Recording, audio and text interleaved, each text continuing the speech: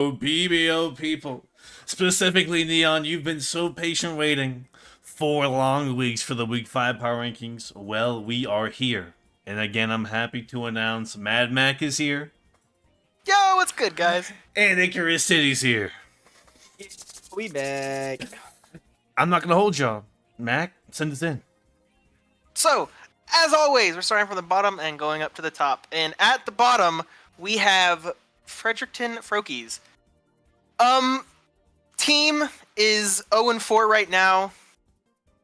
It's the only team to go winless so far, so it's kind of has to be slotted in at the bottom. That being said, the team on paper is still a Sneasler Rillaboom team. Still really strong with Sneasler Rillaboom. Has Terra Hisuian Arcanine, which is such a threat. That being said, going 0-4 with this team, and then your kill leader is Gardevoir, it kind of signals that there's a difficulty to pilot here, which I think as you have plenty of time with 4 weeks, obviously, you have plenty of time to like still go for that, because this is a team that can definitely get like 5-0s or 6-0s. But yeah, the team, no trades have been made, so the team is still the same as we went over in the preseason. Still very strong. Still, Iron Thorns and Bisharp aren't awesome. Terra Sinistra is an option that should be taken, I think, especially now at this point where you need something that's really, really overwhelming as a Terra Captain and hard to prep for. It'll help you get a lot of that diff back, especially. But yeah, not a whole lot here to say. Yeah, I mean, unfortunately, not the greatest start to the season. There is still time to potentially make it to playoffs. You win out and 4-4 at +2, +3, can make it for you. But I think overall, the thing that has to be said about your rosters, I think that overall your Terra captains are lacking. In a format where you see really strong Terra captains being taken first, second, third overall, and can change games with one wrong turn from the opponent, your guys don't do that. And so I think if you do change the Terra to the Sinistra, that would be a start. But I'm also not seeing like a ton of like great breaking power on the team. Like there is a Hisuian Arcanine, yes, I'm aware. And that is some breaking power. But I almost, if it's Terra, I almost like it as a cleaner with like extreme speed. And I also see the Ursaluna there, but the main thing I look for in a breaker is like something that is strong but also fast. That way it can hit multiple things and not be as easily forced out. I feel like Ursaluna, while yes, it hits really hard, is pretty easily forced out in some situations. And I have also realized that your kill leader is a Gardevoir, which great that you're using Gardevoir. Props to you. But those top 3 Mons in Dragonite, Rillaboom, Sneasler have less kills than Gardevoir. I think Combined. that might be a problem. Combined, they have less kills than Gardevoir. I think if you start using those 3 Mons a little more, I think those 3 can actually be really, really oppressive with the coverage that they have.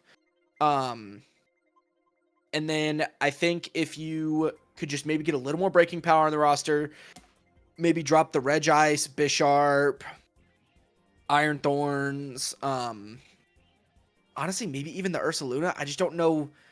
I don't really know what Ursaluna is doing here. It's a ground type, but I'm sure there's another ground type you can find that serves the purpose of a ground type. And get some more breaking power on here, since you do have this week and week 6 to make transactions. I don't think it's too late for you. This season is salvageable. You could, if you get 2 points together by dropping Regice, you could turn that Ursaluna into a Landorus.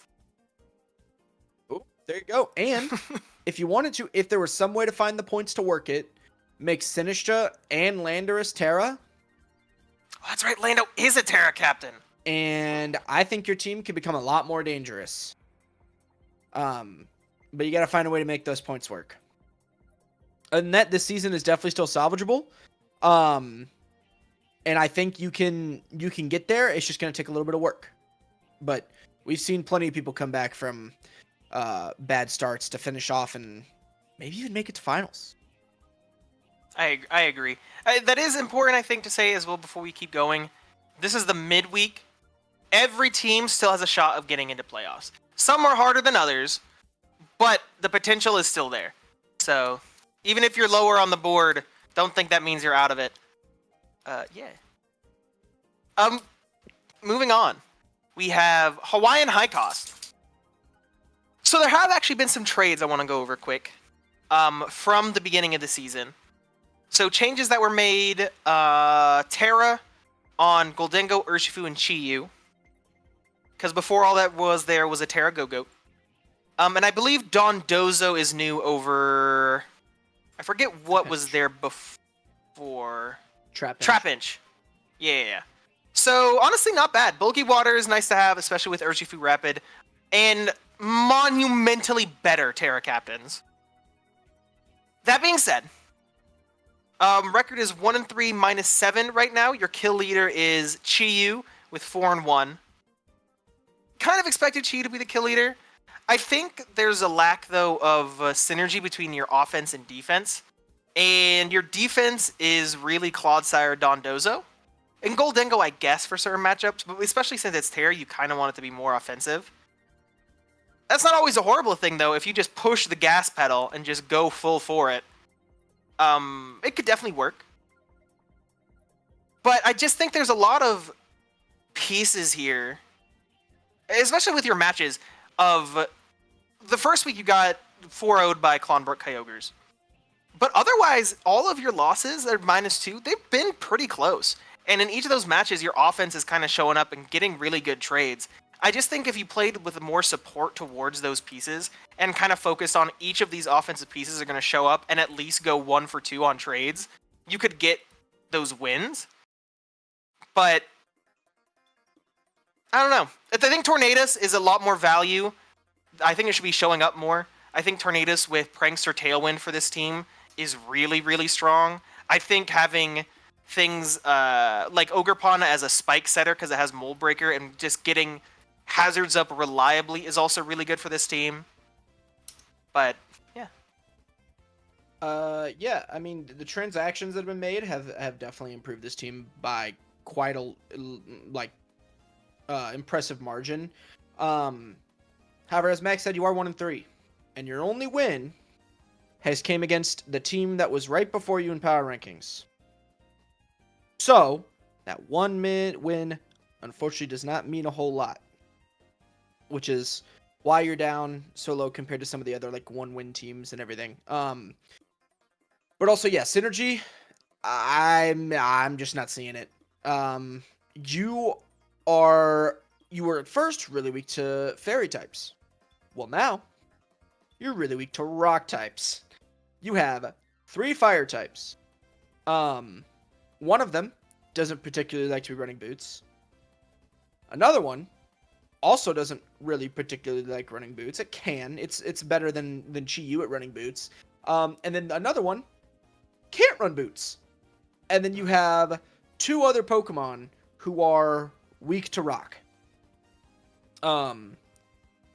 So if any fast rock type shows up, you're gonna have a tough time. Luckily, you do have a few resists in Clodsire, Gholdengo, and Urshifu. But 2 of those are Terra. So they might be tearing out of their resists. In which that is not great for you. So I can see this team now that it has some better Terra captains, and maybe if there were some like improvements of like better support, like Max said, when going into it, like maybe some better support around Urshifu or Chi-Yu, or something with a bunch of hazards. Like you have Cleavor, Orgerpon, that's rocks and spikes right there. And then Clodsire, which gets T-spikes. That's 3 out of like the 6 hazards that are. I mean, well, technically like 4 hazards in the metagames, but 6 hazards 4. ever. Yeah. Like that's you can do a lot with that. Thank God no more steel type rocks. Yeah. So use your hazards to your advantage. Get chip for your guys like Urshifu and Shiyu who are who can be Scarf or again have the Tailwind up or something or Entei to E-Speed or just play with hazards, do normal Terra Urshifu things, and I think you can easily squeeze out a good 3-4 wins, but it's gonna have to be behind some good piloting to figure out how to make this team work together. Yeah, no, I agree. Moving on now to our next slot is Clonbrook Kyogres. This team is about the same as we had it originally. No trade's been made either. The problem now is it's one lower than what it was before. And the reasoning is the more a lot of teams have been doing trades and kind of showing out with their teams and kind of showing what they can do. And this team's glaring issue of not having a Terra offensive Mon, a Terra Mon really usable at all, are kind of really showing up to hurt this team. Your kill leader is a Valiant at 4 and 3, which, you know, Valiant is expected to be the kill leader, but it's a Valiant. It having only 4 kills is kind of crazy, and you have a Kyurem. It is 1 and 1. You have 2 of the most frightening offensive pieces on the board, in my opinion, and I feel like they're not being used to their full potential on this team. The Rain gimmick is fun. I mean, Pelipper week 1 got a bunch of kills, but otherwise, the Rain, I think we were right in saying that the Rain is ultimately hurting you more than you just pivoting towards a bulky offensive team with your first 5 guys. And I think that's showing up in your matches because Rain isn't pushing the ladder far enough to clean up these teams. Because each game you're getting in a position where Rain is looking really good, but there's just not enough juice there to push it towards the end of the game. In the week 1 game, as much as it's like, hey, you won your week 1 game, you also were a Rain team going up against 3 fire types and a Garganacl. Yeah. So it's like, you won, but that was kind of a gimme, just based on your matchup. And past that, it's really been a stress test for your team, and it just hasn't been going as well as you would have hoped. That being, yeah, go ahead. The Rain mode on this team, I almost want to say I do like how it fits, because if you've seen some of the Terra Drill T-Tar cores that are running around the PBO and just recently in the Draft League scene, they're not sand teams. It's just T-Tar and Drill. Because once you get Terra Drill going, it's really hard to stop. I like that dynamic between Pelipper and Barraskewda. It keeps Pelipper a lot more safe. It opens you up to do a lot more things with your offense. But if you were to just Terra this Barraskewda, Yeah. please Terra the Barraskewda. Maybe even Overquill. If you Terra Overquill, I think that could be a really dangerous Swift Swim Sweeper. Because then you could Terra Flying, and then, oh no, what do they have to hit me now? Yeah, Terra Barraskewda would go so far for this team.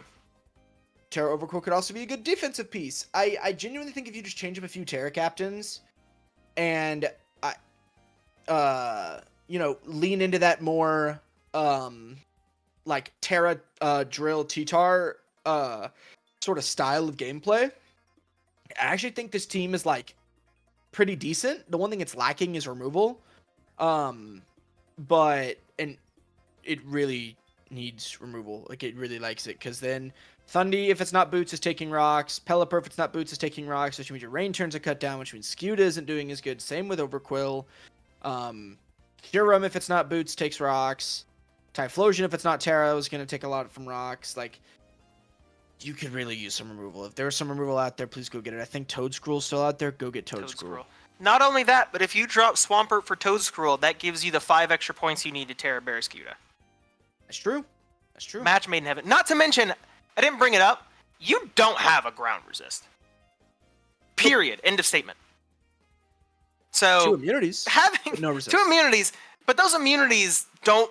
A Thundurus isn't fat enough to reliably take hits on the coverage moves ground types are going to have, and you don't want Pelipper taking those coverage hits, because that means less times you can bring it in for Rain setup. Yeah. Have fun taking rock slides on Switch. Plus, yeah, exactly. Plus, Toadscroll also gives you a second spiker. That's true. So it gives you spore as well if you want to do some mycelium mite spore shenanigans. It gets past Golden Go. It's true. Keep that in It mind. also gives you setup turns for like a Nasty Plot Thunderous, or Swords Dance in the Rain Overquill, or D-Dance Kyurem, or SD Valiant. You have enough setup on your team where Spore could become very effective as like a pocket trick you bring. But yeah, there's not that many holes, but the holes that exist are really now starting to show just how much they matter. Yeah. That being said, we go on to the next team, and it is Chicago Chimchars. This team had a bunch of trades. Let me go to them real quick, because I don't remember them off the top of my head. Okay, so Hatterene, Armarouge, Terra Kilowattrel, Goodra, Terra Lokix, and Empoleon were all dropped. And then picked up Terra Boulder, Terra Manaphy, Mesprit, Muck, and Infernape. Because this is a new coach. So they were able to make a bunch of trades to fit their team better for how they want to play it. Record isn't fantastic. 1-3, -5. Really close one with Carolina Cetitans on week 1. And then super close loss on week 2. But -3s on both week 3 and 4. Those are starting to leave the realm of what I'd call close. I personally think the team has downgraded a bit with some of these trades. I think Lokix was a really strong breaker, especially for some of the Mons you on this team. I think Infernape, there was a discussion of Infernape kind of also tries to fill that role. I don't think it does it as well as Lokix does. I personally think Iron Boulder is fraudulent, less so with Terra. But at the same time, I recognize it on paper and doing calcs, especially from when I fought it week 1, it does tons of damage. If you can position it right and pilot it correctly, it can do incredible amounts of damage to teams. The problem I run in with this team is that at this point, there's not a clear strategy anymore. Before, it used to be very like, all right, there's a lot of building around Ursaluna Bloodmoon. There's a lot of hazard support game for Ursaluna and Orgerpon to set up and do their thing. There's a lot of immediate breaking power for those setup threats. And it doesn't feel like that anymore. Because Iron Boulder needs to set up, Manaphy needs to set up, Bloodmoon doesn't need to, but it would love to. Orgerpon, if you want to be really offensive with it, needs to set up. And the pieces you have to support that now are Klefki, Muck, Brammelgas, Infernape, Mesprit, and Tinglu. And Tinglu and Klefki both do that really well. Mesprit less so. I feel like if a Yuxi was around, it would be better, but I think someone else already picked it up, if I'm not mistaken. Infernape, I don't think does as good a job as Lokix did with immediate breaking power, like I said. I think Klefki, as someone who's currently using Klefki, I love Klefki a lot. It does a lot. Having screen is advantage, it having not a bad offensive stat to use, it having setup if you want it to, just to kind of get some chip and progress made, has a lot of good niche moves that are going to really like help a team that you might not expect an opponent to bring, or as an opponent might not be expected to bring, and will bring a lot of value. But the problem with Klefki comes when it's both your steel and your fairy type. That is a really hard type to have on a team. Like, it's a really hard type to compress. Because your steel and fairy both want to be defensive, but for different reasons. So that's why I think Klefki was so good in this team originally, because you had a second fairy and a second steel. You had other things. But now Klefki is your reliability. It can't do as much as it wants to do because it needs to be your wall now. It needs to be a wall for a lot of very specific dragon types. And a lot of very specific, like, even fighting types it can't do as much as like it wants to, because it's a steel fairy. So that's my 2 cents on it. Yeah, so one thing you got rid of that I would have liked to see on the team is Empoleon. That takes the steel roll away from Klefki and kind of splits it between the two. Because then Imp also becomes your bulky water, which you no longer have one of. And I think having that was good. I do like the addition of Terra Boulder. I think that was good. I think Terra Boulder is good. Regular Iron Boulder is fraudulent. So as long as you're able to pilot it good, I think that's good. I know Mac talked about getting rid of a lot of the support pieces around Bloodmoon, but there's still all the hazards that it likes. It doesn't quite have all the reliable pivots that it usually likes. But I do like Bloodmoon just on a team as like just a piece that's there, because then your opponent then has to go, all right, well I have to prep for Tinglu hazards, Klefki screens, Orgerpon, Terra Boulder, Terra Manaphy, potentially Infernape, and on top of all that I have to deal with Ursaluna Bloodmoon. That's a lot. However, I also know that in previous seasons of the PBO, you have done really well for yourself. The most recent season, not so much, but I understand you had some Iron Rail stuff going on. So I'm excited to see what you do this season. I do have a few transactions that I think could make this team better. 1, you have 2 extra points right now. Upgrade that Brambleghast to a Toedscruel, and then upgrade that Mesprit to an Uxie. Both are available, and both are within your price range. Yeah, if Uxie is available, I think that's way better than Mesprit here. If possible, I think you should also try to find a way to fit in a Azumarill. If that means dropping Manaphy, I think your team can handle that pretty easily. It doesn't even need to be Terra Azumarill.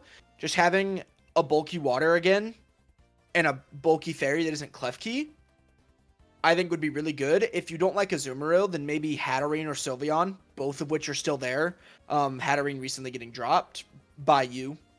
But I do think splitting that Steel Fairy into one Mon is rough. So if you can make it just a Steel or just a Fairy, I think that would benefit you greatly.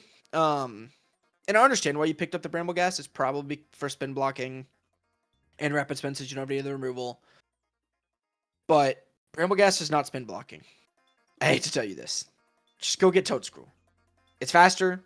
It'll probably do more for you. It's yet another hazard in spikes that 2 other Mons already have. 3 other Mons, right? Because Klefki gets spikes. Yeah, Klefki, Tinglu, Bramble all get spikes right now for the team. Yeah, so just swap out Bramble for Toad. I think it'll do you wonders. Again, swap out Mesprit for Uxie. I think gives you a better defensive profile, better offensive facilitating. And then maybe drop Manaphy for like Azumarill or another Fairy or something. And I think this team goes from being like middle of the pack strength-wise to like on that upper echelon that can contend with the other teams. And I think that would do work for you. If Uxie is available, absolutely here is better than Mesprit. Having it more bulk on your team is nice, plus slow U-turn for some of the Mons that want it. Manaphy is not necessary. If you can split the difference for Klefki and offer more support in Azumarill as the Fairy Water or Empoleon as the Steel Water, both being bulky waters as well, would do this team a lot of good. And again, both of them having slow momentum. If you want a Steel type, there's also Jirachi in 14. It's a pretty good one. Does a lot of things. Awesome. Yeah, plenty of other transactions that I think you could make to make this team that much better. I agree. Moving on now, we have Richmond Ragingbolts. This team right now, it's 2-2, -4. But the biggest thing to go over is the trades. The trades were insane. This team originally was Orgerpon, Walking Wake, Torkoal, Hisuian Gouging Fire, Quagsire, I believe, and then Cress. I think it was, I forget all what it was. Oh, Hydreigon, Regieleki, Registeel. That's right. But you since then have picked up a Grimmsnarl. You picked up a Charizard, you picked up Mandibuzz, you've made Walking Wake a Terramon, and Great Tusk has joined your Sun team. I think I am willing to say out of any team that has made trades, this one has had the biggest glow up. And just a much stronger team in general. That being said, your kill leader right now is Great Tusk at 4-2. You took a huge loss, well not huge, but pretty big loss week 1 against Hartford Wailords.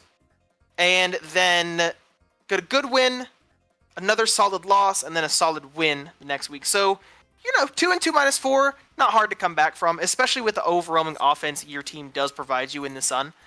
I think there will be a little bit of a struggle, just because your bulk is a little weird. I think having Cresselia and Mandibuzz as your bulk is very strange. But they're not bad. I mean, they're both bulk. They both get recover. Mandibuzz gets the slow U-turn, especially Mons like that. That being said, Hisuian Lilligant I think is redundant. I don't think you need it.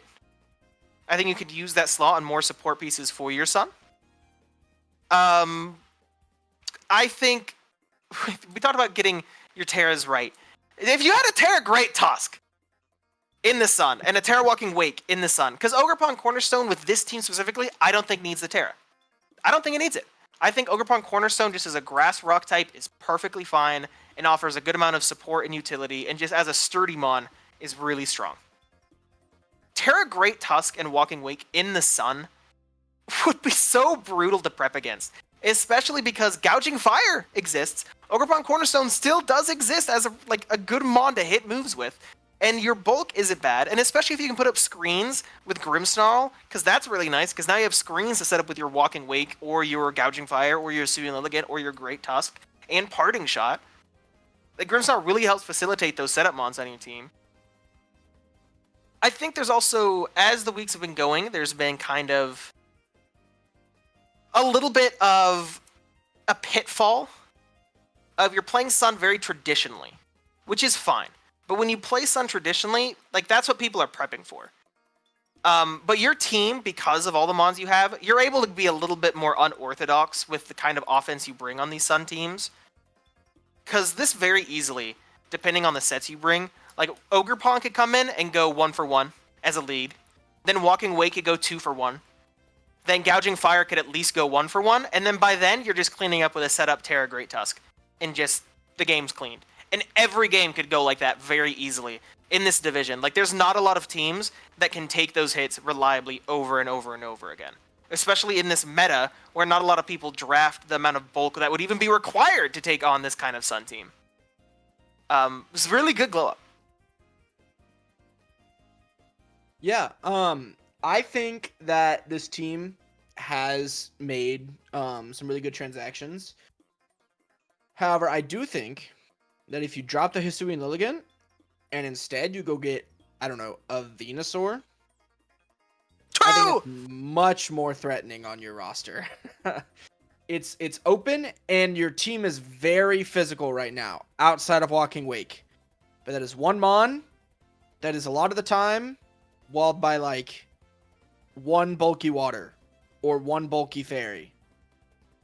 So if you go get Venusaur, that bodies both of those types and tear it instead of the Hisuian Lilligant, I think that would do amazing for your team.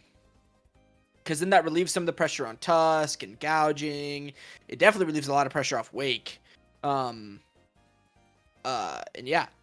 Because otherwise, your special attackers are Cresselia, who is not doing damage. Cresselia isn't a special attacker. I see what you did there. That's a joke. Yeah. Exactly. So, and then the other one's Charizard.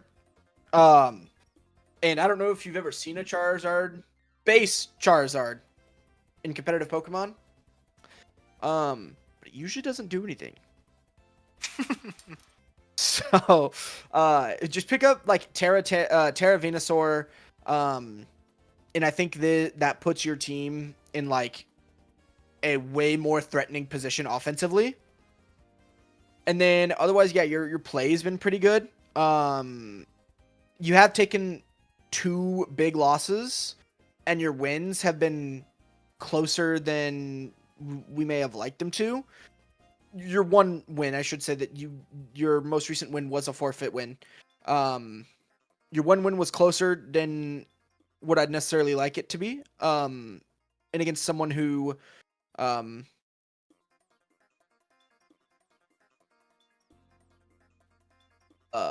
think you make that change and all the other changes that you made to your team right now, and I think this team is way more threatening, and I think you can very easily win out the rest of the schedule. I am excited to see Rain versus Sun in Week 6, though. That'll be interesting. True. I do want to chime in. I was incorrect. Great Tusk is Terraband. I don't know why I thought it wasn't.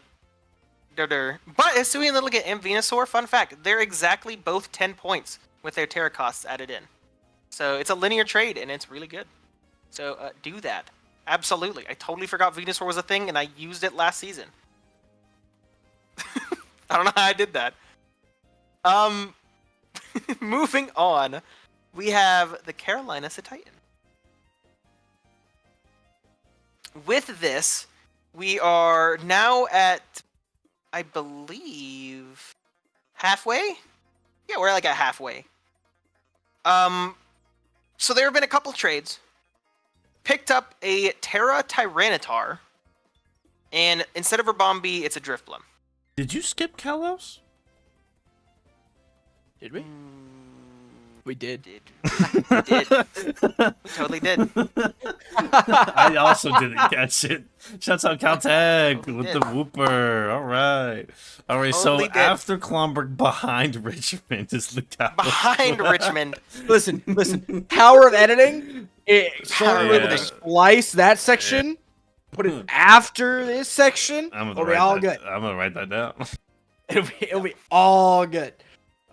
It's gonna be a little weird with Wow, the transition. how did It'll we be for- fine. You'll make it work. How? How did I do the that? most forgettable neon teeth. I Look cannot at it. believe I did What that. does that I'm say so about this sorry. team? It has Oh, a- It's Region the same team. It's the same team. We would know. It won't take long, but I cannot believe that I did that. I am That's so crazy. sorry. I saw Kalos and I was like, Richmond? Okay. I went with it. I think I was just so excited to talk about Richmond's team. I was like, oh, look at these trades. It's so cool. All right, yeah, I'm good. All right. I'm good whenever. Y'all can just start talking whenever. Okay. So, moving on, we now are at Kalos Quagsires. This team... Sorry All about that. This team, it's the same team from the beginning of the season. So, no trades have been made. Still incredibly bulky regen Mons, plus Annihilate and Terramoth. Record right now is 2-2 -1, with a 2-0 week 1, and then losing 3 in both week 2 and 3, and then beating East Coast Crook, destroying their undefeated so far. This team is solid. It's still solid, and this has been the biggest drop from top of the leaderboard down, and it requires explanation.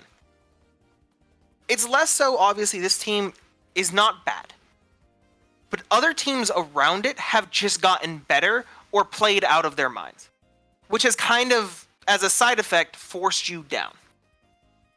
Not to say your team is bad or your plays have been bad, it's just everyone else around you rose up, and you kind of stayed where you were. Like I said, though, with the team, how it is, there's not a whole lot to say about it. I mean, Terra Annihilate is your kill leader at 6-2. I think the other big thing to point out with this team, games having been played, is that your Torn has no kills. Your Iron Moth has 2 kills. It's 2-1. I think those are things that we'd expect to see do a lot more damage into teams, especially when it comes to Tornadus Therian, because with your team and the bulk it has, you are afforded to run Tornadus Therian a lot more offensive than is traditional. Which I think is a really strong version of this team, because if you're walking into Annihilate as like bulk offense, and then you're having to contest with a Tornadus Therian kind of U-turning in and like just wearing teams apart, coming in and out, is just so hard to kill. In between the bulk, with your spikes up with the Hisuian Samurai, I think that's so incredibly strong. I think there's just a pitfall, though, of Tornadus Therian has some bulk and is regen, so I have to run it as a defensive check every week, and that's a trap, especially on a team like this. I also think Sandy Shocks, I think you're bringing it too often, personally. I think with Hisui and Samurott, I think it just does what Sandy Shocks wants to do, but better unless you bring Sandy Shocks as an offensive set. I don't think there's a whole lot of reasons to bring specifically Sandy Shocks to set up spikes when you can just be Hisui and Samurott instead and get damage progressed on the team while setting up those hazards your team wants. It comes because he needs rocks. That's why. Duh. Bring Wooper instead. Better rocker. I'm sorry. Dash Wooper, run it. Dash lead Wooper. Crazy. Counter. I think it gets Endeavor. That'd be crazy. Cuss Step, Endure, Endeavor, Quick Attack, Wooper. Go. I don't think Wooper gets quick attack. Anyway, off topic. It's on the team. It's on topic. I mean, it's on the team, but is it on Is it really? the team? So yeah, looking at this team, your Terra Annihilate is doing Terra Annihilate things, 6 and 2, 4 weeks. Not as prolific as some of the other Terra Annihilapes we've seen in the past 2 seasons. But still putting in work. I do think that there's a lot of overlap in some of the roles that these Mons want to do. Like, what is the reason why you have Serena and Chestnut? What's the reason? You have a Reason you have Corviknight. Chestnut. Specifically. True. Hey, Chestnut can do things. But I just True, don't understand but, why like, it's here. I think this is the exact same I said week 1 or like pre week 1 is why is this here?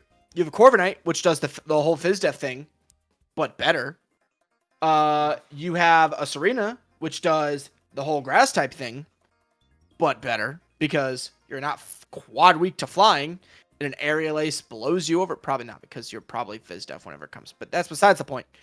And like you already have Annihilate, which does the fighting thing better. You also have I don't know why spikes, this thing you is know, here. with Hisui and Samurott and Sandy Shock. You don't need it for hazards. Yes. The Mon that clicks Ceaseless Edge and gets 20% chip while setting spikes, and the Mon that clicks Volt Switch and rocks. is a Chestnut's gonna come over that for sure. The only thing that Chestnut does better is if it was Terra, it does like an Iron Defense body press set, really good. But like, no. You just don't need it here. There's no reason for that to be here.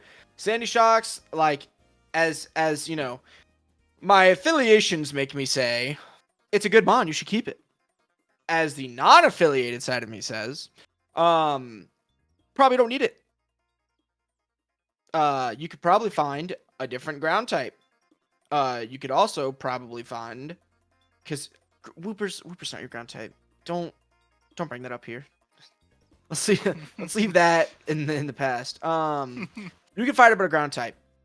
Again, as I keep saying, it as much you would think as much as I suggest this Mon to go on a team, you would think it's a fix-all to just any problem you need. It's not. It's a lot of these teams are lacking one or two things that are just common amongst all of them. Toadscrew fills the role of a ground type. It's also a spinner. I know you have Defog with Corviknight, but you don't want to always be getting rid of your own hazards. It offers you a Serena. spinner. That's true. Serena's there. But, like, again, Serena also almost feels like overlap here. I feel like you could probably flip that for something else. It was offering Toadscrew was more so for a ground type. If we are looking for ground types, really quickly, Landorus is there. Hippowdon is there. Gastrodon is there. Heck, Piloswine is there. Hey, don't sleep on Piloswine. Terra Mudsdale is there. There are plenty of options for you at ground type that I think would solve that problem and do better than what Sandy Shocks is doing. Since you already have the hazards done, it isn't really feeling an important speed tier. Because I think Landorus and Sandy Shocks are like same speed tier, no? Both 101? Yes. They fill the same speed tier. And Landorus is just better at the whole offense thing. So I don't see a reason why you don't try to make something like that work with the Sandy Shocks. And also maybe drop Iron Moth for a different Terra. I don't know. I think Iron Moth Terra is decent. But I also think that slot could potentially be utilized better. I disagree But I think the problem is that if you have Terra Annihilape, you're always bringing Terra Annihilape, and so it's basically just a non-Terra Iron Moth, which is a little harder to pivot and pilot.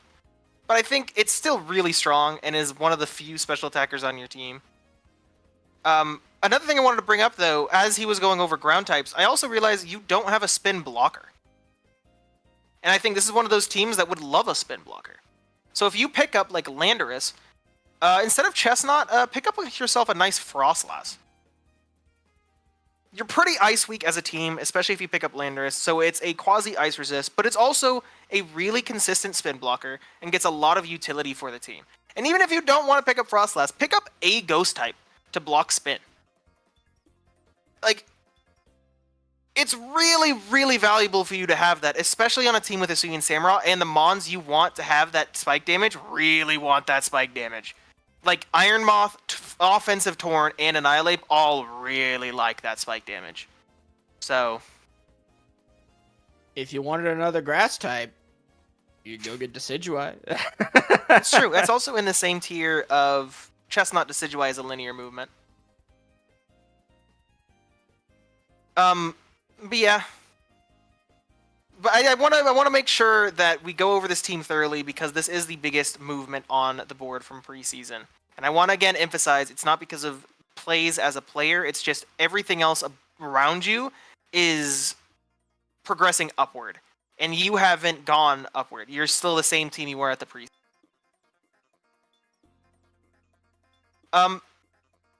Being said, now moving on, we have Carolina Cetitans. With this, we are at in between the halfway mark, I believe, because an even amount, but we're at number 7. Well, yes. Right? Count. 1, 2, 3, 4, 5, 6. Yes, 7. So halfway there, we are now getting at the middle to the upper echelon of Week 5 teams.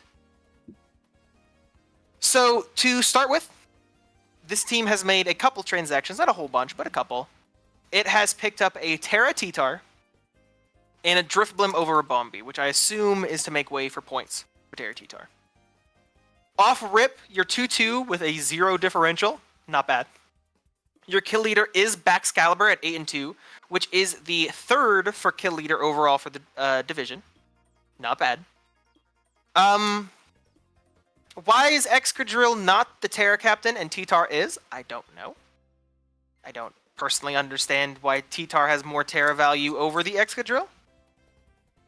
I also don't like Galarian Zapdos.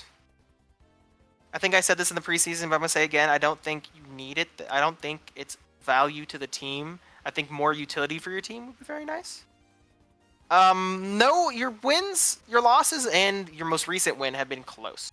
A 1-0 against Fredericton Week 4, you got 2-0'd by Ting, and then 2-0 by the Chicago Chimchars team during the first week, and then a 3-0 over Kalos.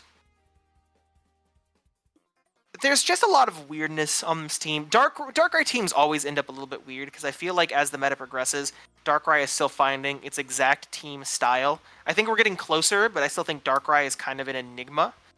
It does a lot of different things, and it's kind of just that, like, people, like, it's utility, it's, like, offense, choice locked in, it's Nest, like, it's a setup sweeper. That being said, I think having it bolstered by Galarian Slowking and Baxcalibur, a combo that we know works really well, and then Titar Excadrill, another combo that we know works really well, and then bolstered just with support pieces in between, is fine. But, like I said, I feel like you need more support pieces. With the offense you have between Darkrai, Bax, Excadrill in the sand, you don't need the Zapdos Galarian. You just don't. I think getting more utility is more worthwhile. There's also, I want to bring up, I don't think it's personally very problematic, because I think they both set their own weathers reliably enough, especially because Bax doesn't need the ice. But it is worth bringing up that Galarian Slowking, with its momentum, is constantly going to be fighting against Titar's sand. Like I said, I think that's a pilotable. You can do it. I think it's just going to be difficult. Yeah. Yeah, so I understand that Gage really likes Terra Titar. Ran it last season, and even changed a Terra this season to make it happen. Unfortunately, I don't think it's that good. You remove your own Spadef boost from the sand, which T-Tar really likes. Sure, you can get rid of your quad weakness, but what happens when you Terra into something that doesn't like your sand? Taking your own sand ship. And it's almost anti-synergy on that Mon. And I know it can run funny D-Dance sets, haha, but it's so slow. You almost need 2 D-Dances to do anything. Otherwise, you're almost always still getting outsped and revenged by a Scarfer. That's of a high enough speed tier. I do, however, think that the between the ice and the snow on, or the, oh my lord, the snow and the sand, with T-Tar and Gloking, as I mentioned in the preseason ones, I think it can actually be really good. Because you go in T-Tar, then let's say you're forced to switch out by fighting type, you go into Gloking, and you know, you don't find a way to get drill in within, you know, however long, you can reset the weather with snow, then switch T-Tar back in, and get your sand turns all over again. And find a better position for Excadrill. I think that could be really cool. But overall, I don't see a ton of glaring weaknesses, other than, again, the fact that T-Tar really shouldn't be Terra, and Excadrill really should be Terra. And I even think Volcanion is really good with Terra. It doesn't need it by any means, but I think it is really good with it. Gyapdos is one of those mons that just utilizes its stab Terras. Doesn't really do anything else. It doesn't really need to do anything else unless it needs one specific coverage for a matchup, which it usually doesn't, because fighting flying are some of the best offensive types that hit basically everything. So unless you're going up against Golden Go, I think Galarian Zapdos doesn't really need that Terra boost. And if you need the boost, you can probably run Band. It's base 100. It's faster than a lot of things. So if you need the damage boost, you could probably just be Banned. It'll probably be fine. Your team has enough speed with Drill and Darkrai. I think it'll be fine. Yeah, you could just linear move that Galarian Zapdos Terra to Excadrill if you really wanted to keep Terra T-Tar around. I think even if you don't use the Terra Excadrill, having a Terra Excadrill on matchup will be valuable in and of itself.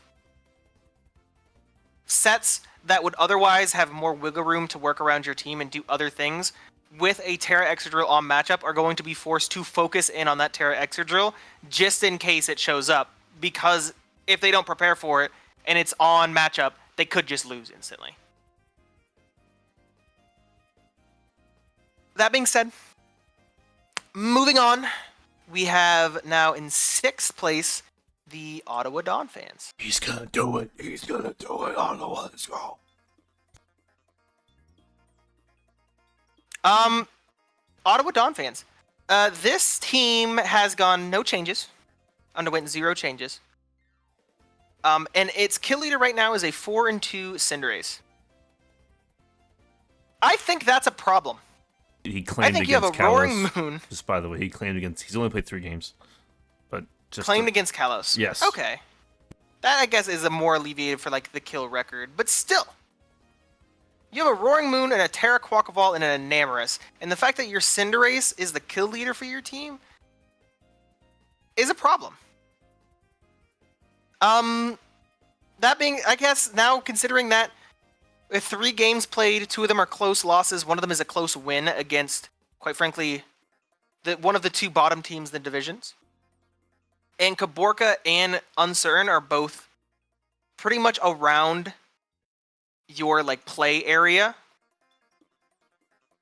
So I think that says something about the strengths of this team. Of when this team, I think we said that in the preseason, when this team is winning, it's winning. When it starts losing, it's going to be very hard for you to come back from. And I think that's what we're seeing with its play statistics. The Terras are still great. Terra Meloetta and Terra Quaquaval are fantastic. Terra Jolteon is a thing. I don't think it's doing your team any favors, but I also don't think it's a net negative. I don't think there's any urgent slots you need to fill with the Jolteon. And it's a speed tier that you can have that might come in for niche matchups or against specific Pokemon Jolteon might be nice for.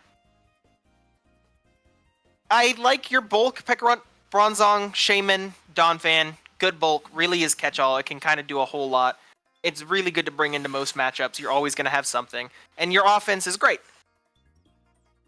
But there's just not a lot else here to talk about. I mean, the most of we've talked about is all stuff we've talked about in the preseason. And I think it's just coming down to the weakness of this team are starting to show through.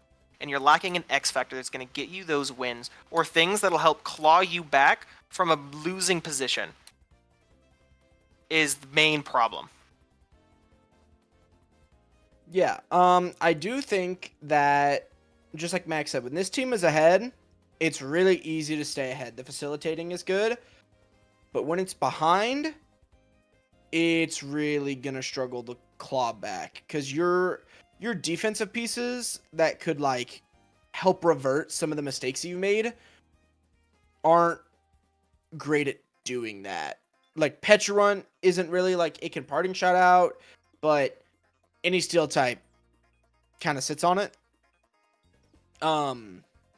And like you have some amazing tier caps, like Max said, Quaquaval, Meloetta, and again Jolteon is there. I think after my own experience of using Quaquaval, it is a little tougher to pilot than what it may seem, but I do think that with the right piloting, it can do amazing things, as we've seen in Stargazer with the Boston Bonnets Raven. And I think that the offense of this team generally is really good. Roaring Moon, even running it banded or running it scarf to counter scarf something, both really good options. Fast, strong knockoff is insane. And Amorous is really good. Cinderace, even as a banded threat, can be really good. Yeah. You know, I was thinking about it. What the team is lacking, the thing to claw back, is position resetting. Because only really Pekarunt does that. A Mon that comes in, breaks their momentum, and then can pivot you or move you into position where you can kind of reset the board state for your offense. Drop the Jolteon for Belly Bolt is what I'm leading up to. Belly Bolt does one thing really well, and it's stifling opponents. It's really good at, especially because it's a static Mon, like Zapdos, right? So there's just the threat of even Mons that want to U-turn and kind of take advantage of its bulk are going to struggle. And it gets enough moves to be in the Pekarunt rule of it's really fat and it has momentum. So it can make you a lot of progress just by existing. And I think that plus Pekarunt will really help kind of claw back from backgrounds. I don't think it'll be the patch that's going to make everything, this team can't lose now, but I think it's a really good step in the right direction. Moving on, we now have the Hartford Wailords. So Hartford Wailords has made some trades. And our influence is noted. Terra Mamoswine is here! Terra Mamoswine got picked up, and Terra on Ceruledge was moved over, which I think is very big. Also, Terra on Galarian Weezing, which is interesting. I think most of the time you won't really use it, though, between Memo and Ceruledge, but it's interesting. You got a 5-0 week 1, which is the highest differential. There's only been one 5-0 or more in the entire division in the past 4 weeks, and that is your week 1 match, so congrats on that. Kill leader is Raging Bolt at 7-2. Which is kind of... Raging Bolt does what Raging Bolt does. Palafin is at 1-3, which is a little shocking. Definitely a little shocking. Your kill leaders are both... Mamoswine is at neutral. He's 2-2, and Ceruledge is at 0-1. So that leads into why it's not as high as it could be. I think there's a disconnect here between your offense and your defense. It's hard to position from one style of play to another with this team. I think this team has a lot of good offense pieces that can also be really bulky. So like Cyclizar can be really good bulk, Gliscor can be really good bulk. Both of them aren't bad offensively either. I think Screamtail is just a good bulky mon. Galarian Weezing is a good bulky mon, but they're both fairy types, right? I think your bulk has such an easy way to be taken advantage of. It's not setting up the field right, or the board state, for your offensive pieces to come in. I also think that's why Palafin especially is not doing great, because Palafin needs a lot of mons to set up a board state, not only for it to come in once, but then to swap out safely and then come in again later. It just needs a lot of support pieces from other mons to do that. And as much as your offense is fantastic, and I think your offense purely will win you games, I don't think your team is bad. I don't think there's any trades to make. I think it's just learning to play with the mons as they are is going to be an uphill battle.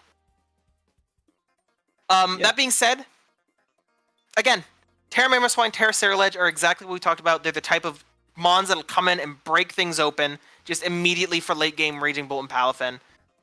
Same with King Gambit. I mean, it's good stuff. Yeah.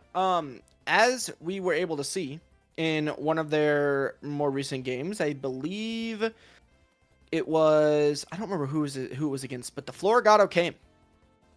And it did. I do remember that. Which week was that? That was... Was it week like 3? That was... It wasn't 2 and it wasn't 1. I think it was week 3. It was week 3. Floragato showed up. Couldn't Yeah. kill shit So while you did lose, you brought a Floragato, it didn't immediately die. And it did do something. It did It shit did ton do of things. It did make Quagsire progress. and a Dio. It did those two things. So They get value. So we've seen that you can cook, and you can prep, and you can put it into effect in game, even though you did lose that one. I think this team is now way better suited to handle most teams. It has mid-game breaking power. It has cleaning potential. It has setup and sweep potential. It can play that slow, bulky offense role if you want. And so while I'm not saying take everything that, and this is a general PSA for anybody listening to us, don't always take what me and Max say as like the Bible as law. Yes, we can think what we say is right. You need to follow it. No, not that. But we do try to offer helpful suggestions to these teams to see what we think would make them better. Now then, we are not, Wolf Glick or, your King L5s of the world. So we might say something that doesn't necessarily help your team in the way that you want to see it helped, or this or that. But this team clearly did take advice from our first video, and it does look like it improved their team. We haven't seen the results yet. It's only been 4 weeks in. Coaches are still getting used to their teams, still learning how to play with them, and I feel like the next 4 weeks are gonna really show what the coaches have learned from their first 4 weeks as they make a push for playoffs. But the changes they did make are really good, and their team is a way better, well-balanced team than it was before. And I think they can easily make a push to be 6-2, 5-3 at the end of the season and make a good push in playoffs. Oh yeah. Moving on now. We are moving up to the Melbourne Metronomers. So trades to go over. We hinted at these trades in our preseason. Fortress got picked up, so there's actually hazard removal now. And Fenzandipiti isn't your only fairy answer. Also Terrayon Mega, which is very interesting. And Regieleki got picked up. So you have removal now, which is one of the big things this team was struggling with, was having 0 removal at all. And also having fairy types the only breaker for the fat fairy types being Fenzandipiti. And now you have a Fortress, which can do that if you need to. Regieleki is also really interesting on this team, This team likes having those fast screens. It's also a good speed tier to just kind of clean, like after a Weavile and Urshifu comes in. And speaking of, Urshi is your kill leader at 7-3. Terrayon Mega is super interesting. I don't think it's shown up. No, it has shown up to a game, and it went positive in that game. Which is cool. I think Terrayon Mega is super cool, especially with Tinted Lens, because its speed tier doesn't necessarily need the speed boost. So I think Terramons with Tinted Lens are super interesting to see play out. Your wins are also, like, strong wins. Richmond is a 4-0, but the Tingo's BOOM is a strong win for you to have, as it was number 1 on the preseasons. Chicago Chimchars was a very, very close win. That being said, I like the Regieleki pickup. I think going into Week 5, it's going to make a big difference for your team. I like, again, the Terra Captains are super fun. I think Landorus, Therian, they're all very unorthodox. I don't think it's a stretch to say all of the Terra Captains are unorthodox. Landorus, Therian is a good one, but not commonly seen. Wo-Chien is definitely a little out there. Yanmega is definitely out there, but I don't think any of them are bad. For your team especially. Your bulk is super strong, and your offense is really, really good. Between Weavile, Urshifu, and Latias, there's a lot of mons that just come in and click buttons and claim kills, which is very, very nice. Yeah. Yeah, I do think that this team has been piloted very well so far.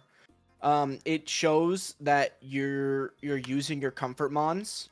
Like, compared to last season, it shows that you know how to pilot this team better, and you know kind of what you're doing a little bit better. I really like the Terrayon Mega pick. I've been wanting to use this mon forever, and I've never found the opportunity, especially moving towards like high tier Terra. But I think that thing could be really good. Tinted Lens with Terra, really good. Speed boost setup sets with Terra, really good. I just wanted to see this mon used so much. It's such a cool Gen 4 Pokemon. I love it. But yes, hazard removal was addressed. You now have 2 spinners. Way better than 0. One of them is a Fortress, and the other's a Regieleki. So not the best spinners, but it is removal. Hey! You watch your mouth. Regieleki's the GOAT. I thought you were gonna go on about Fortress, and I was like, here in the PBO, nah, Fortress is shit. Oh, sorry. Here in the PBO, we slander Fortress. That mon is not a friend of ours. Fortress is not a good Pokemon. It's not. But it is removal. It is something to handle fairies for like 2 switch-ins, I guess.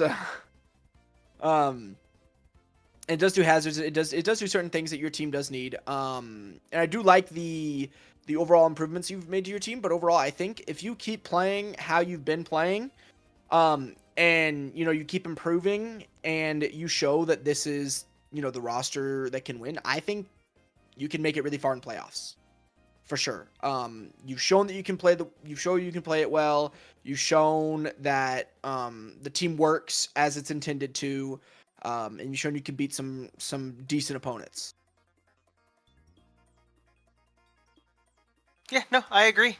I think another bonus this team's going to have moving into playoffs is the amount of unorthodox mons that it has in general are going to be really good surprise pieces. Yu-Gi-Oh! Trap cards of having a little bit more freedom of your opponent isn't going to know exactly what you're going to bring because you're not playing on the meta, which I think is a strength in and of itself, especially if it's being piloted well. And I think it is being piloted well. So, now moving on. We are going to Caborca Gengars. Caborca Gengars is 3-1 with +3, with a 2-0, a 2-0, a 3-0, and then a loss to the Tingo's BOOM. It also is the kill leader, with Terra Cetitan at 10-3 right now. So, GOAT status. You know me, I love Cetitan. It was my old team rep, rest in peace. Also a trade. He picked up Garganackle over Chiyu, which I think for this team is really strong. I think it is a good bulk piece, and it's also a ghost resist, which your team didn't have before. Which is really nice with both Dragapult, Slowking, and Hoopa Unbound. I think Garganackle brings a lot of value for not a lot of stress in changing the team matchup. That being said, Dragapult isn't as offensive as you would normally see it being brought, but it doesn't seem like it hates that. It's actually doing a good job of being there and kind of existing as a threat or a support piece for the rest of your Pokemon. Hoop Unbound has showed up and gotten a couple picks. Terra Cetitan, though, you've shown that thing is a monster, right? Like, that's going to come to games, and it's going to really make the distance with it. And it's a great mon to have as a back pick for Slowking, who already wants to run Chili Reception anyway. Removal, I think, is still an issue. I think Hitmontop being your removal is not fantastic. Your bulk is still really good. Clefable, Slowking, Iron Hands, and now a Garganacl is really, really obnoxious. Even Talonflame, if you want to go that far with like Flame Body sets, like a Moltres does. And then Orthworm. It exists. I don't like Orthworm. But it exists! And for this team, as its Steel type, it actually does fine. Because of Earth Eater, it's absorbing a lot of that coverage that your Garganacl won't want to hit. And then you have other things for the Fighting type weakness and the Fire type weakness between your bulk, so it actually does a pretty decent job on the roster compared with your other bulk. And again, it's value in a low point slot, which affords your offensive more points to kind of go the distance. That being said, I think the offense isn't being pushed as far as it could be between Dragapult and Hoopa Unbound. I think they're both crazy offensive threats, and they haven't really been used to their utmost potential at this point. I think Terra Hoopa Unbound specifically is a huge threat, and it doesn't feel like it's being treated as such. It feels like it's being treated as kind of like a mid-game opener, which is fine. But, man, if you build it right, that Terra Hoopa Unbound could absolutely just scarf and go nuts. Nuts! Especially with Terra. That being said, I do want to bring up the schedule so far. Everyone you've gotten wins against is below your area of the board, right? And going forward, the rest of the next 3 matches after the Ting goes boom is around your playing field. Between Uncertain and Melbourne, and then Kalos, as much as it's, like we said before, they're still a threatening team. And I think their team on paper is still really good. So it's really going to be a stress test for this team to see how far the gimmick of Cetitan is going to take them. Because they're really riding the wings of Cetitan right now. And now that it's Kill Leader going halfway through, people are going to notice it. So I'm excited to see going forward how the team operates around that. If it ain't broke, don't fix it. Is first thing I'd say. 10 kills to Titan in 4 weeks. Died 3 times. Clearly, Neon has not learned how to play against Belly Drum yet. They'll get there, but not yet. They'll learn. Manual shit was manual snow. What am I supposed to do, man? Fucking manual snow. That was ran manual snow to Titan. All right, that's kind of a cook. Anyway, we have seen Orthworm do something in the PBO this season. I think it was against June. That's right. It was in Sunset. Yeah, Orthworm popped off. So EQ. It is your Steel type here. EQ Orthworm. Make sure you know what gets that move. But anyway, this team was ranked towards. Was it ranked towards the middle last time? I can check. I don't remember. Caborca Gengars were ranked second to last. They were 13th on the preseason. So this is between Kalos and them. They've kind of flipped positions. All right. Well, clearly we think your team, you piloting your team has become way better, and it has. Your core of Dragapult, Iron Hands, Hoop Unbound is really good. Terra Cetitan, obviously a monster. Keep doing belly drum. Keep sweeping people. If it ain't broke, don't fix it. The rest of it, your removal is not the greatest. Hitmontop is not great. I have ran mono Hitmontop removal before, and it worked. The one game I brought Hitmontop, I got like 2 kills. But I do think this team has really strong defensive backbone, really strong like offensive pieces, except for the fact that it's slow. Obviously, you have Cetitan to be fast in the snow. But other than that, your team is pretty slow and doesn't have a lot of the important speed tiers of like base 100, something faster like 110 or like 105, or something above 110. Doesn't have like a 90 speed tier. So it is missing that. But other than that, and the removal being a little weak, team is pretty good. You're playing it pretty good. I'm excited to see how you do against these next upper echelon opponents. But I think this might be Caborca's season to go a little further than what he usually than what he has in the past. I'm looking forward to it. Moving on, we are at the top 3, and at the bottom of the top 3, the third is East Coast Krooks. Again, still third place. They're 3-1 with a +6 differential. Their kill leader being Apple. Let's go! We have 4-1, Terra Apple. But on this team, it's most of the time I'd be like, wow, 4-1, that's not a huge kill leader to have. But the kills are super spread out. Like 3 on Greninja, 4 on Deoxys, 3 on Florges, 3 on Quag. Like they're very spread out on the team. And on a team like this, that's kind of what I expect. Your first 3 games were very dominant. I think the team you showed there was a lot of comfort in playing the team the way you were, and it was super easy. You were able to set up really well and to clean up in games.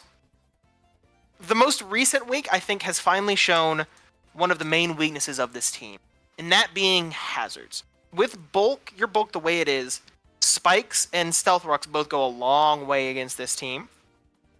But you have the good pieces for it. I mean, you have Treads and you have Glamora. So you have the pieces for it. I think it's now just a awareness of after this loss, you're aware of how much hazards can really do for you, and you're just going to play around them better. But team-wise, no trades have been done. I don't think this team needs any trades. It's super strong. It has all the pieces it needs, has all the hazards and removal it needs, has a great amount of bulk. The Terra captains are both super strong. I mean, Terra Dragon Hydrapple showed up last week, even though it lost, and it just showed how dominant it can be if the opponent doesn't have the right checks for it. Of it being, I believe it's like 130, 120 base special attack, plus the nasty plot, plus the stab bonus for tearing into a dragon type, and just dropping Dracos. I made a joke about it earlier, but it's the Hammer of Dawn. It is from Gears of War. It's just locking in and just nuking something from orbit.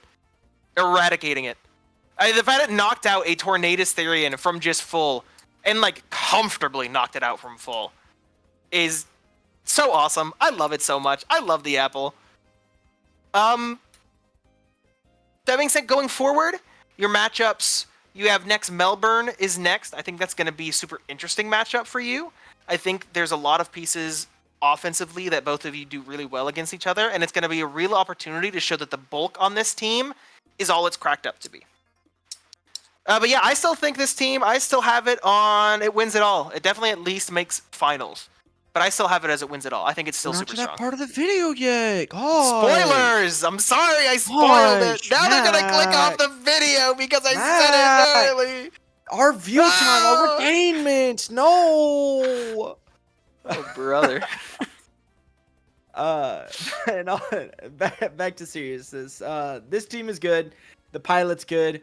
They've shown that. A win over one quality opponent, 2 opponents that are sort of lower in the rankings. A loss recently, again, showing what the weakness is. You know, bringing the coach back down to earth of, hey, hazards are real, and I need to respect them. Indeed. So just making sure that you know that you're aware of that. Because losing items on Moltres and Drapple, and especially if they're boots, like Moltres almost always should be, unless you're cooking. But Moltres is not a mon you cook with. Power Herb Solar Beam to catch that water type. That's not happening. Just U-turn. I promise it's better for you.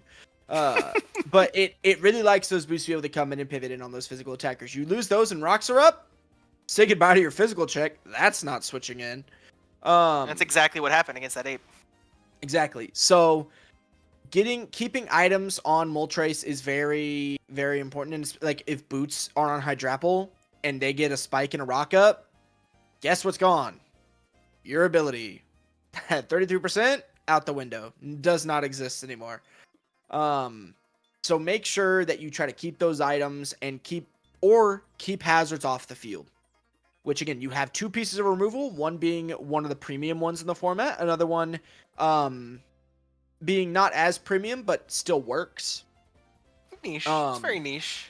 I think as long as you play the removal right and you keep playing this team the way it is, I think you're gonna do really well. I do still have the problem of the team being slow. That is still my biggest concern because Deoxys speed is fake. Iron Treads is 106, which is good. I think we discussed that Palmot was like 90 something, 94. It's 105, so it outspeeds that 101. That 101 tier, which I helped them prep in the last one, is actually very important because a lot of ground types are hitting that 100 or 101, like Landorus and Sandy Shocks in that last matchup. But you do have Treads being able to be above that 105 and 101 speed tier. So there is that. And then Greninja is also a super high speed tier. So fake in a way, but not really. And then everything else below that, I think your next highest thing is like Moltres at 90, which is almost never running speed. And then after that, I believe it's Glamora, and then it just dips off the face of the earth. So again, a lot of the offensive threats that are in and around that 90 are going to be able to either run a lot of bulk because they don't have to worry about outspeeding anything, or aren't going to have to run Scarf because they're not going to be able to outrun the things that Scarf would usually outrun. But I mean, otherwise, team is good. Been playing good. You've been piloting it good. But I will be interested to see how you do against some of the other top opponents. And people like Melbourne and I know Carolina was more towards the mid, but Carolina and Chicago, who I think can really pilot teams well. It'll be interesting to see you finish out the season. But I think you still make a deep run into playoffs for sure. Moving on to the number 2 slot. Oh my god. The number 2 slot is the uncertain Unowns. And I'm going to address the elephant in the room. This is my formal apology video for disrespecting Terra Conkeldurr in the preseason. I'm sorry. I did not respect it. There are a lot of Terra captains there's a lot of Terra captains I don't respect. And you know what? It bites me. So, this is number 1. I have to correct that. Cetitans is number 2. Conkeldurr is number 1. They both have 10 kills. Conk is 10 and 2. It's just the def, yeah. That being said, Terra Conk has gone on a rampage, and it showed that it's really, really hard to stop. I think it's one of those Terra captains that I still believe once people see it enough, they're going to prep for it more. Which is going to make it harder to pop off, but I think the way you've been piloting it, it's still going to be solid and pick up kills every week. That being said, the rest of the team, the next mon you have on your kill leader is Iron Bundle, which you'd expect to see. Your support pieces have been working out really well for you, for the most part. I mean, the support pieces you have for just your offense facilitating that are super strong. And you're coming off of 3 fresh wins. You're on a win streak right now. You lost week 1 and it was super close. You got a close win week 2, and then week 3 and 4, although I believe one of the... Yes, week 3... No, what was it? Was one of these weeks... No, they're just super strong 3-0s. Good stuff, good stuff. We have your number 2, and this is a big jump from where you were, because I think you've shown as a pilot, this team is a lot stronger than it seems raw on paper. Terra Heatran is still super strong. Terra Orgerpon is good. Terra Conkeldurr is surprisingly good in my eyes. Your utility is still super strong. I think you have amazing rockers between Heatran, Crocodile, and Tinkaton. You have fantastic rockers. I think the removal still could be a bit better, because having only Trapagos as your spinner is not fantastic, especially with some of your rock weak mons. But you've been piloting it really well. Biggest question is using your Terrapagos as your first round pick, and the way it's being used, I feel like it hasn't been used to its full potential yet, especially as your first round, and I think that's because it's been forced into kind of a removal role. So I think if you picked up some other form of removal just to have the option, that way Terrapagos isn't ham-fisted in that role every week, your team would get even better and feel better to pilot. But yeah. The team, it has earned more respect than I originally gave it. One of the first things I notice is that this team is so far the first team that I've noticed that has brought every single Pokemon to a game. Even the Samurai came to a game and got 2 kills. Wow, look at that. That's true. You brought the Samurai to a game? I'm sorry. Brought the Samurai to a game. Anyway, looking at the actual team. You were ranked high preseason, I believe, or at least somewhere in the middle. 10th. Okay. I was wrong. Well, I've always been a believer in Conk. I wanted to draft it this season. Unfortunately, the past 2 seasons I've had 2 really good fighting types. And so I've had no need for Conkeldurr. But seeing it with Terra, after I knew it was already good with without it, I am a believer in Conk. I think this thing will continue to do things until the end of the season. Terra Heatran is great complementary. Terra Orgerpon is there. I'm still on the Orgerpon Teal Terra hate train. It's not that good. Great utility. Good utility, but Offensively, it's fine. You don't really need the Terra for that.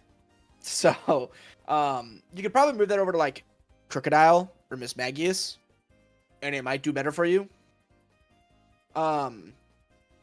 But other than that, you've shown that you can pilot this team really well. You've shown that you can build really well. Team as a whole feels a little wonky, but I feel like your type chart's there. You know what you're doing with it. You only had 1 loss in which I think you realized hazards are a way bigger problem for you than you might have realized. So if you need to, run Defog Conk. It's there. No need to feel down about it. Run Defog Conk. Use those pillars. Get rid of them hazards. It's all good. As you can hear the disapproval in my tongue.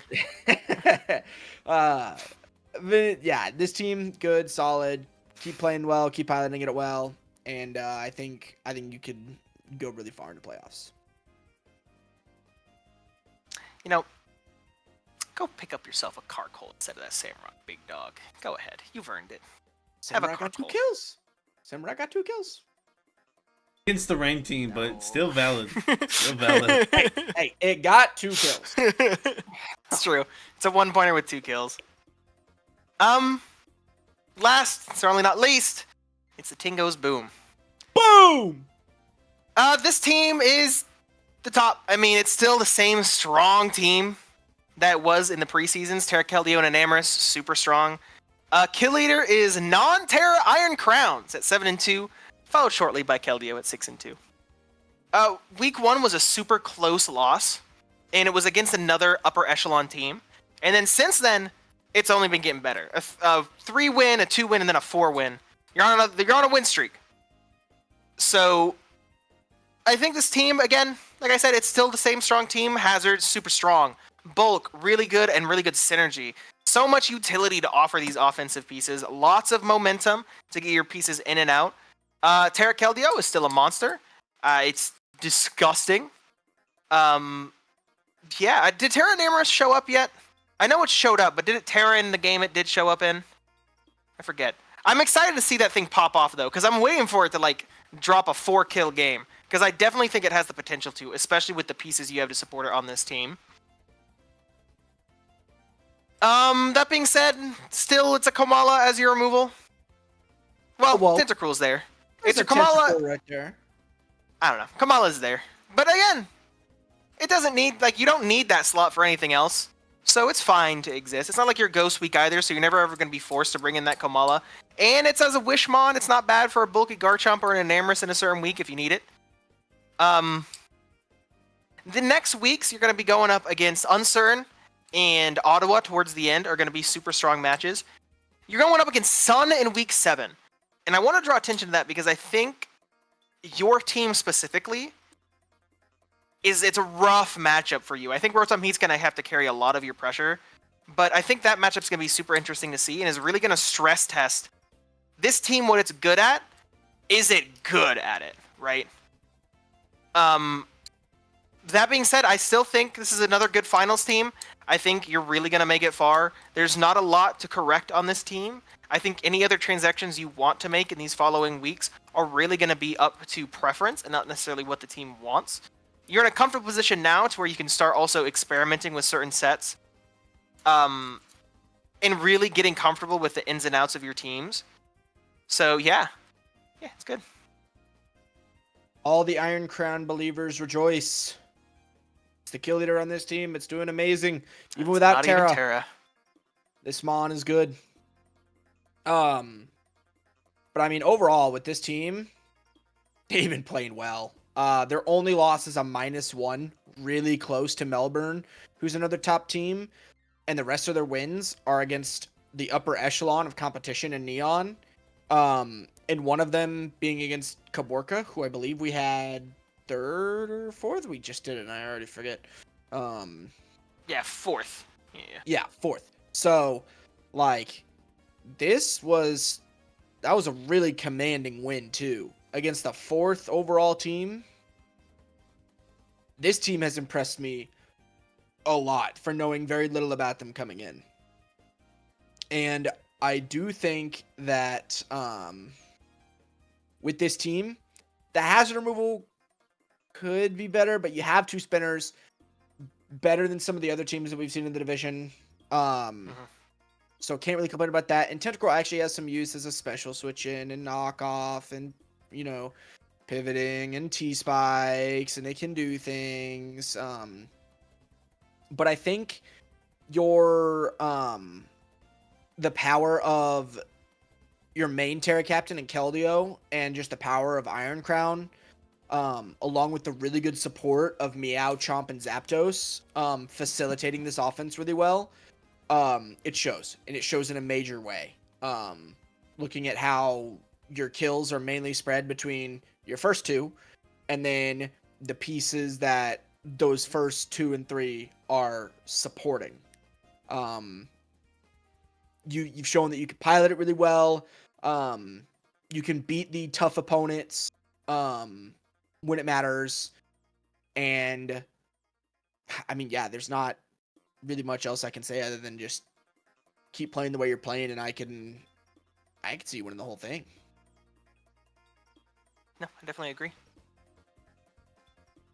With that, that's 14-1 of your week 5, your mid-season PRs. I think I said at the beginning, I'll say it again. We are at the midpoint. Any team that's lower on the end can still make up ground to get into playoffs. Definitely don't give up yet. I'm super excited to see these matches coming out, especially now when these next 4 weeks is going to be clinch time. This is where the pack is really going to start separating into playoff contenders, and good luck next seasons. So, the trades that have happened so far, I think there's only been a couple trades. Each team is progressively getting better, not only in its piloting, but also in the way it's built. Because they're figuring out how their teams work, and their ups and downs. So as the weeks are going, we're only going to be seeing better and better games. Yeah, I'm really excited to see this last slate of 4 weeks play out. There are a lot of teams that I think if they made 1 or 2 changes could really push for playoffs. I think there are a few teams at the top that have some crucial games coming up to where if they win, I think it sets them clear and far above the rest and, you know, a favorite to win the title. But at the end of the day, I think we have some really exciting Neon games coming up. Some really exciting moments to be had, and I just can't wait to see them. You never know what's going to happen in Neon. You never know. Oh yeah. You could not predict a game ever in this division. I'm going to call it. And it's not because, and I'm not saying this because the players are bad or unexperienced or anything like that. It's just, this is probably the most unpredictable div in all of PBO. Oh yeah, definitely for sure. That or Sunset. That or Sunset. Well, the amount of drops we've had. Listen, Motherfucking Comfey. It's just, and to reiterate on Mag and Aiden's point, the worst team is 0-4 -8. You win 1 game, you could be 10th seed and knocking on the door for playoffs. It could be Like you just need 2 wins and you're back in it. Like that's it. Rex people, meaning Rex, have made playoffs at 3 and 5 plus 1. Maybe that's all you need. Maybe that one loss does you in. Who knows? But I don't think anyone's really out. DoorDash is right there to getting his first win. He's right there. Oh yeah, the losses right for them there. only being -2, -1, -1 have done wonders for the diff. I mean, the top of the div is 3-1 plus 8. Bottom of the div is 0-4 minus 8. It's really a couple crazy weeks and some luck. You could be the next Tottenham. Go from 12th seed and negative to making it 8th seed with like 4-4 minus 10. It could be anything. That's all you need. Or -10. How? I'm just saying. But with that, thank you, Mac. Thank you, Aiden. And we'll see y'all couple weeks. I don't know. Week 8, end of the Handful. season. Week 8. All right. We'll see y'all week 8. Bye-bye. Bye.